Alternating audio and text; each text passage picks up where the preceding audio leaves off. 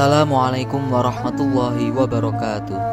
Panglima Perang Qadisiyah Sa'ad bin Abi Waqqas, sang pembebas Persia. Umar bin Khattab adalah Khulafaur Rasyidin kedua. Ia memerintah pada tahun 634 sampai 644 Masehi. Kepemimpinan Umar masyhur dalam sejarah atas keberhasilannya dalam melakukan Al-Futuhat Al-Islamiyah, pembebasan wilayah Islam yang begitu luas, mencakup wilayah Irak, Iran, Azerbaijan, Armenia, Georgia, Suriah, Jordania, Palestina, Lebanon, Mesir, dan sebagian Afghanistan, Turkmenistan, serta Pakistan Barat. Bahkan selama masa kekhalifahan Umar, Bizantium Romawi kehilangan lebih dari 3/4 wilayah mereka, dan juga Umar berhasil membebaskan wilayah Persia yang sebelumnya dikuasai Imperium Sasanid. Joseph bin Mary dan Jerry L. Baharah dalam buku Medieval Islamic Civilization and Encyclopedia bahkan menyebut bahwa para sejarawan memperkirakan lebih dari 4050 kota ditaklukkan pada masa pemerintahan Amirul Mukminin Umar bin Khattab radhiyallahu anhu. Umar memilih saat Syah dan Khalifah Umar bin Khattab bertekad menyerang kerajaan Persia yang terkenal gagah perkasa. Umar bin Khattab ingin menggulingkan pemerintahan Persia dan menumpas agama berhala sampai ke akar-akarnya di permukaan bumi. Untuk mewujudkan cita-citanya itu, Umar bin Khattab memerintahkan kepada gubernur dari setiap wilayah supaya mengirim orang yang memiliki senjata, kuda, atau orang yang memiliki kelebihan seperti pemikiran yang tajam, pintar berpidato, yang dapat mengobarkan semangat perang. Pada hari itu, Madinah semakin ramai. Para pejuang dari berbagai wilayah Islam sudah berkumpul di kota Nabi SAW. Jumlahnya mencapai 36.000 prajurit, angka yang besar pada waktu itu. Amirul Mukminin Umar bin Khattab radhiyallahu anhu sangat gembira. Seruannya dipenuhi para pejuang. Umar segera berunding dengan beberapa sahabat senior, memilih siapa yang paling tepat diberi amanah memimpin pasukan yang besar itu. Pilihan jatuh pada Sa'ad bin Abi Waqqas radhiyallahu anhu, seorang sahabat yang mula-mula masuk Islam. Saat melepas keberangkatan pasukan Islam, Umar berpesan, "Hai Sa'ad, setiap manusia sama di sisi Allah, baik dia bangsawan maupun rakyat jelata. Allah adalah Tuhan mereka dan mereka semua adalah hamba-Nya. Mereka mendapat kemuliaan karena ketakwaan dan mendapat karunia karena ketaatan. Perhatikanlah cara Rasulullah yang engkau telah mengetahuinya, maka tetaplah ikut cara beliau itu." Sebelum angkatan perang yang besar itu berangkat, Khalifah Umar bin Khattab berpidato memberikan amanat, "Wahai Sa'ad bin Abi Waqqas, janganlah kamu bangga dikarenakan kamu paman Rasulullah dan pernah menjadi sahabat beliau. Sesungguhnya Allah tidak menghapus suatu kejahatan dengan kejahatan, tetapi Allah menghapus kejahatan dengan kebaikan. Sesungguhnya Allah tidak memandang kepada nasab seseorang. Yang termulia di sisinya adalah orang yang paling taat kepadanya. Dan peganglah teguh agama ini, sebab ia adalah pangkal kebahagiaan. Ini adalah amanatku kepadamu. Sedikit pun jangan kamu remehkan ia, agar kamu tidak menjadi orang-orang yang rugi." Umar bin Khattab menulis surat kepada Sa'ad bin Abi Waqqas agar para pemimpin pasukan bertempur bersama pasukannya. Di dalam setiap pasukan terdapat 10 senior yang berpengalaman, dan agar mereka segera berangkat menuju Qadisiyah. Sa'ad bin Abi Waqqas menunjuk Khalid bin Urfutah sebagai wakilnya. Pasukan terdepan dipimpin oleh Zuhrah bin Al-Hawiyah. Pasukan bagian belakang dipimpin oleh Asim bin Amru At-Tamimi, dan pasukan perintis dipimpin oleh Sawad bin Malik At-Tamimi. Pasukan berkuda di bawah komando Salman bin Rabi'ah Al-Bahili, dan pasukan pejalan kaki di bawah komando Hammal bin Malik Al-Asadi. Yang bertugas sebagai qadi dan hakim dalam pasukan adalah Abdurrahman bin Rabi'ah Al-Bahili, dan Nur, dan Da'i sekaligus pembimbing rohani dalam pasukan adalah Salman Al-Farisi.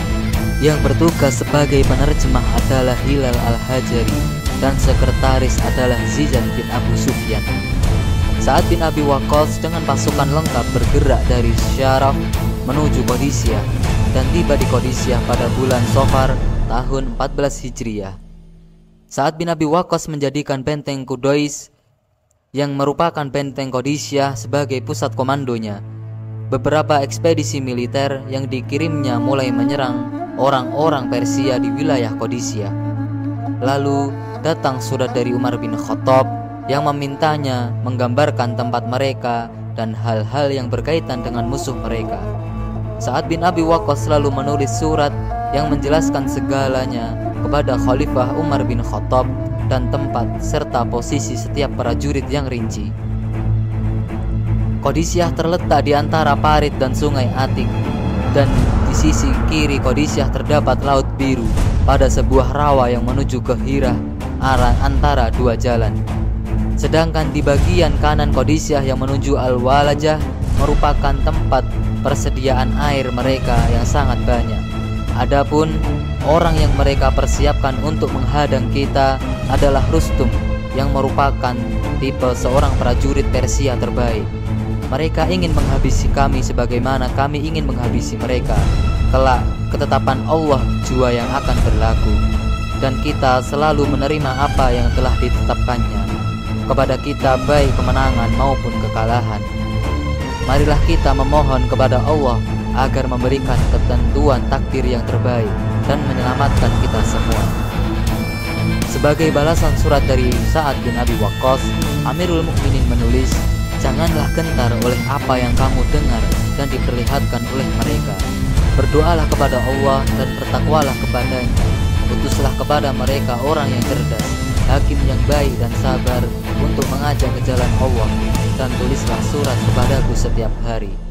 Sa'ad bin Abi Waqqas mengirim surat lagi ke Khalifah Umar bin Khattab dan menyampaikan bahwa Rustum telah menduduki Sabat.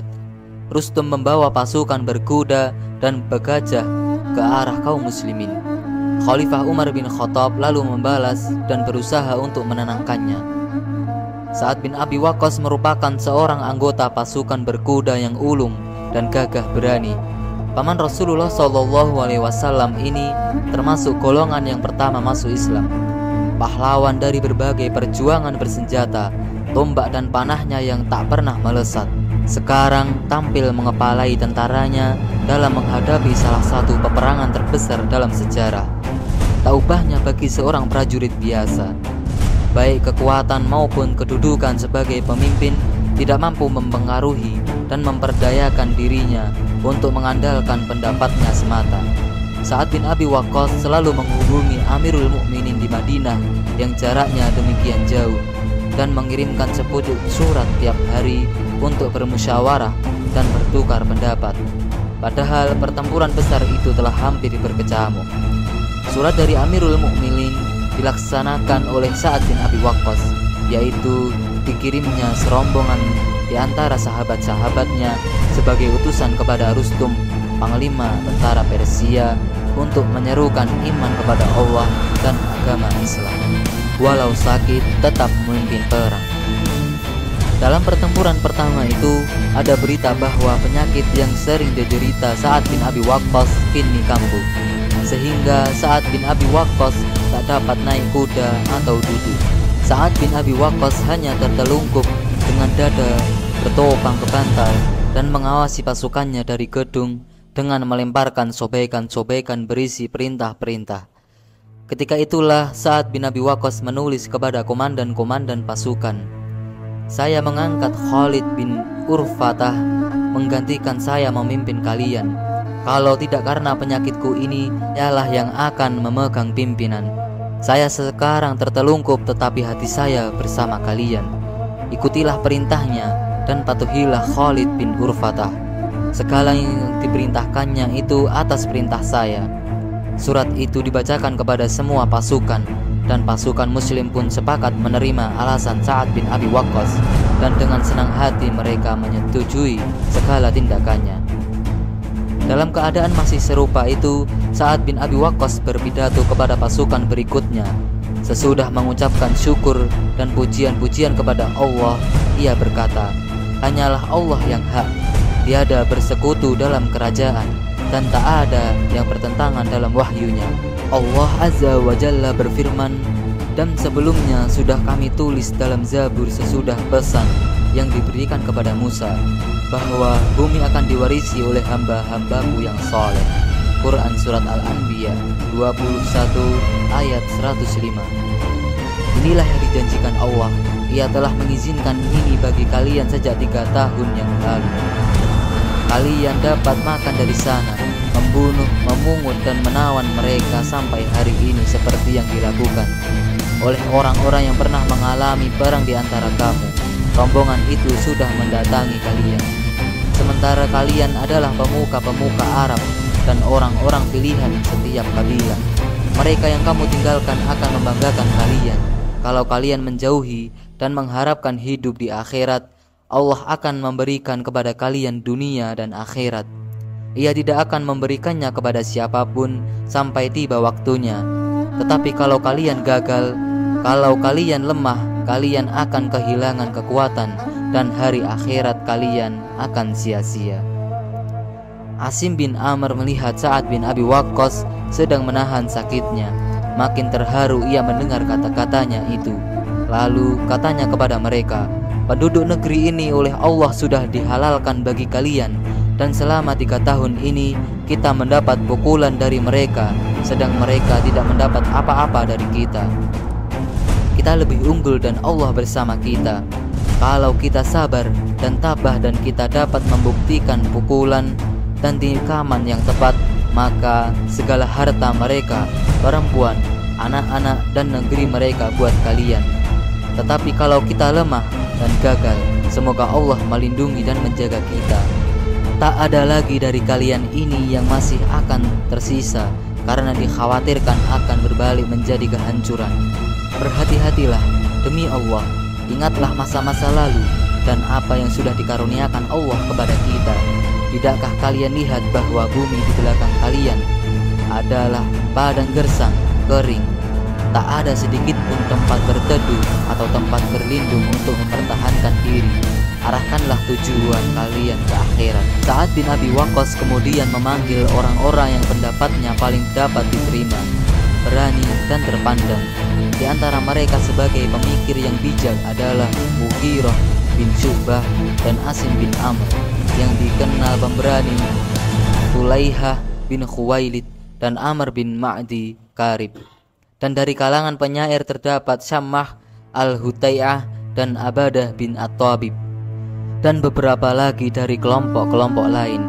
Ia berkata kepada mereka, "Berangkatlah kalian dan sampaikanlah kepada mereka apa yang menjadi kewajiban kalian dan kewajiban mereka di pusat-pusat kekuatan itu.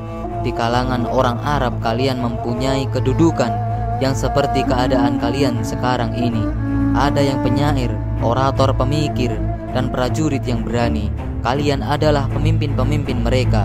Berangkatlah kalian kepada mereka, ingatkanlah mereka dan berilah mereka semangat dalam berperang." Semua berangkat. Ada yang mengucapkan pidato, ada yang membacakan syair dan menjanjikan kemenangan dengan kata-kata yang dapat menggetarkan hati dan perasaan. Huzail al-Asadi berkata kepada kelompoknya, "Saudara-saudara Ma'ad, jadikan benteng-benteng kalian sebagai pedang. Jadilah kalian di situ sebagai singa di hutan, seperti harimau yang segera berubah muka, siap menerkam. Percayalah kepada Allah dan pejamkan mata kalian. Kalau pedang sudah tak berdaya, gunakanlah batu, karena batu dapat menggantikan apa yang tak ada dalam besi." Dan Asim bin Amr berkata, "Saudara-saudara dari kalangan Arab, kalian adalah pemuka-pemuka Arab. Kalian sudah bertahan terhadap pemuka-pemuka Persia, tetapi yang kalian pertaruhkan adalah surga, sedang mereka mempertaruhkan dunia. Sekali-kali tidak mungkin mereka lebih pasrah dengan dunia mereka itu daripada kalian dengan akhiratmu. Janganlah membicarakan sesuatu hari ini yang di kemudian hari akan membawa aib bagi orang Arab." Mereka masing-masing lalu berbicara di sekitar soal ini. Setiap pemuka berpidato kepada jamaahnya dan saling memberikan semangat agar penuh disiplin, patuh, dan tabah, saling memegang janji dan saling mengikat diri untuk menang atau mati. Dengan demikian, kedua angkatan bersenjata, pasukan Muslim dan pasukan Persia, sudah saling berhadapan. Hanya tinggal menunggu perintah tempur. Semangat kedua pihak, pasukan Muslim dan pasukan Persia, sudah begitu berkorban. Yang terdengar oleh pasukan Muslimin hanya tentang surga yang kekal di samping kenikmatan dunia, dan oleh pasukan Persia yang terdengar hanya tentang tanah air, tentang kerajaan dan Kisra serta keagungannya. Dalam pada itu, Sa'ad bin Abi Waqqas sudah berpesan kepada pasukannya, "Kalau kamu sudah mendengar suara takbir, maka ikatlah tali alas kakimu. Jika terdengar takbir kedua, bersiaplah, dan jika terdengar takbir ketiga, segera mulailah serangan ke sasaran." Sa'ad bin Abi Waqqas memerintahkan kepada orang yang akan membacakan ayat-ayat perjuangan agar dibacakan pada setiap satuan pasukan berkuda. Perasaan mereka sekarang berubah menjadi gembira. Pasukan Muslim lebih yakin apa yang sedang mereka hadapi. Setelah pembacaan ayat-ayat Al-Quran selesai, Sa'ad bin Abi Waqqas bertakbir, yang lain juga ikut bertakbir. Kemudian pada takbir kedua, mereka bersiap-siap, dan pada takbir ketiga, mereka yang berpengalaman dalam perang mulai menyerbu dan tampil bertanding dengan pasukan Persia.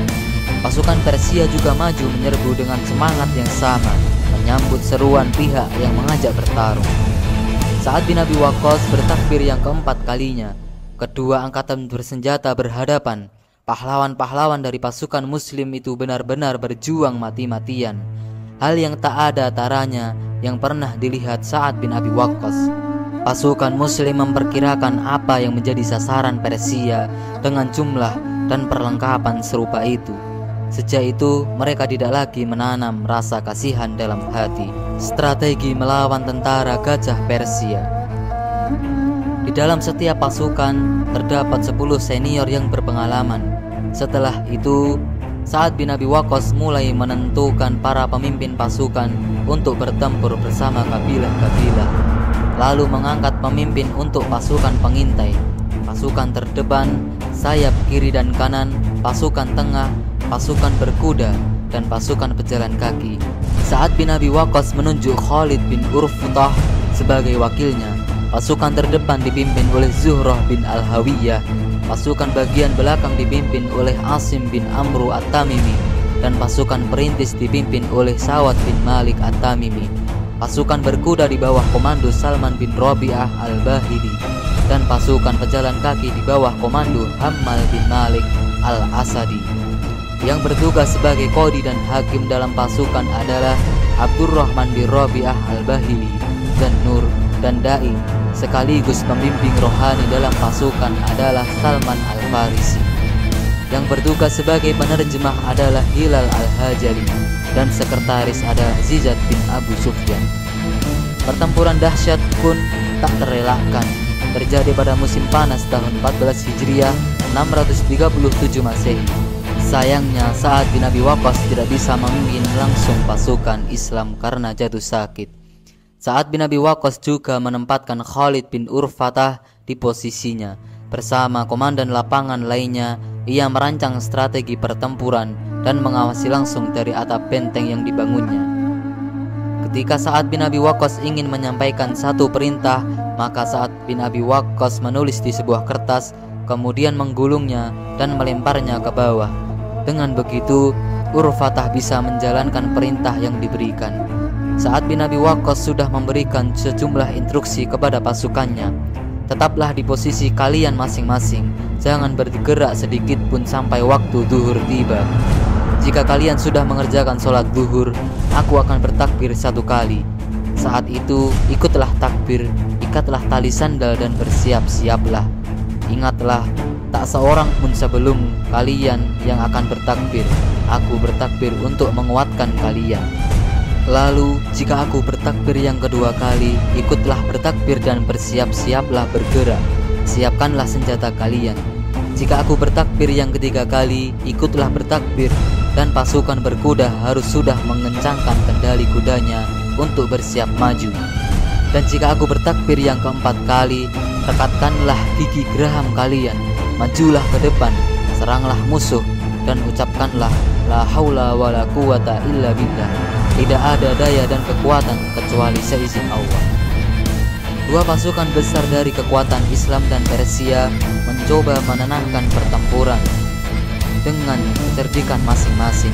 Tentara Persia menggunakan gajah sebagai tameng ketika menyerbu pasukan Islam. Kuda-kuda Arab yang tak biasa bertemu gajah terkejut dan membuat pasukan Islam kewalahan. Menghadapi hal itu, Sa'ad bin Abi Waqqas memerintahkan pasukannya menggunakan tombak guna melawan menghadapi gajah-gajah tersebut. Dalam perlawanan ini, gajah-gajah tersebut terhenti tidak dapat maju. Berikutnya, orang-orang Persia kembali menyerbu pasukan Muslim. Untuk melawan serangan baru ini, Sa'ad bin Abi Waqqas mengirimkan orang-orang Tamim yang ahli dalam memanah untuk menghadapi orang-orang Persia. Pasukan Muslim menghujani para pengendara gajah dengan anak panah dan memaksa mereka untuk turun dari tunggangannya. Kemudian, pasukan Muslim menjatuhkan tandu-tandu dari atas gajah. Upaya ini cukup berhasil untuk mendesak mundur pasukan Persia. Selain itu, pasukan Muslim juga mempunyai taktik lain dalam menakut-nakuti gajah, yaitu dengan memberi kostum yang mengerikan pada kuda-kuda perang. Ternyata taktik ini menuai sukses besar sehingga gajah-gajah Persia ketakutan. Akhirnya pasukan Muslim berhasil membunuh pemimpin pasukan gajah, sehingga gajah-gajah lainnya pun berhamburan melarikan diri. Kemenangan ini dimanfaatkan oleh pasukan Muslim untuk terus menyerang sampai malam hari. Setelah berhasil mendesak mundur pasukan Persia pada hari ketiga, maka kemenangan pun diraih pada hari keempat. Pada hari keempat terjadi badai pasir yang sangat besar. Badai ini mengarah dan menerpa pasukan Persia, sehingga dengan cepat mereka menjadi lemah. Peluang dimanfaatkan oleh pihak Muslim untuk menggempur bagian tengah barisan Persia dengan menghujamkan ratusan anak panah. Setelah barisan tengah pasukan Persia jebol, panglima perang mereka Rustum terlihat melarikan diri dengan menceburkan diri dan berenang menyeberangi sungai. Tetapi hal ini diketahui oleh pasukan Muslim yang dengan segera menawan dan memenggal kepalanya. Sa'ad bin Abi Waqqas mengikuti hampir seluruh peperangan dalam Islam. Sa'ad bin Abi Waqqas selalu tampil hebat dan perkasa dalam semua pertempuran yang diikutinya sebagai panglima perang, terutama dalam perang Qadisiyah. Perang Qadisiyah merupakan pertempuran penentuan antara kaum muslimin dengan pasukan Persia dalam penaklukan kekaisaran Persia. Dalam perang ini, Sa'ad bin Abi Waqqas berhasil mengalahkan Persia.